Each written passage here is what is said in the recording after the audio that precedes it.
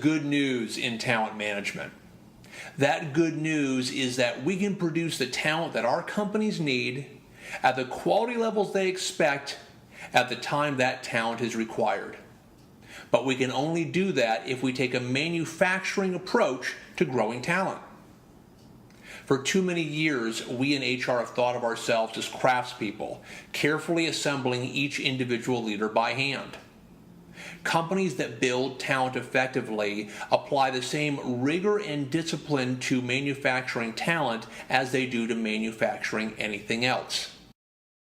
That rigor and discipline begins with having a clear set of specifications for what they're trying to build. Do you know what great looks like in your organization? Do you understand what a great general manager is? What a great finance leader is? Without those clear specifications, you're going to be disappointed at the end of that production process. Second, you need to have a process for identifying what raw material you have in the organization and whether that raw material can be turned into the product that you specified. Third, you need to have an actual talent production line. You need to understand what series of experiences, exposure, coaching, education is required to create the product that you specified. And finally, you need to understand how you're going to effectively distribute that product through the organization. In this month's update, we provide details about how you can create your company's talent production line. Please enjoy it and contact us with any questions.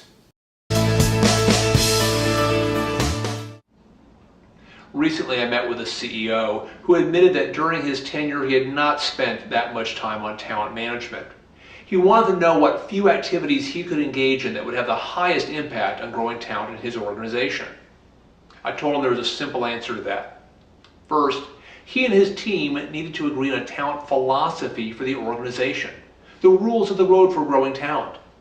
They needed to decide if high performance was important in the organization, how much behaviors mattered, how much they wanted to differentiate rewards between high performers and average performers.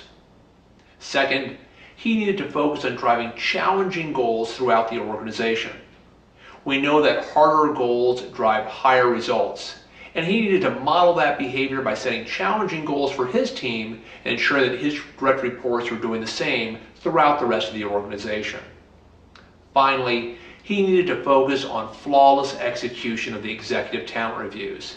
He needed to make sure there was a great discussion about the quality and depth of talent in the organization, and there was a decisive action being made to invest in talent as appropriate.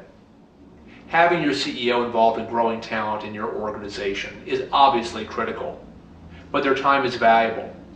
We need to focus them on the few most impactful activities, ensuring that there's a clear talent philosophy, the rules of the road for how you build talent, that they're setting challenging goals for the organization and modeling that for others, and that they're ensuring that that executive talent review process is flawlessly executed and that decisive actions are taken.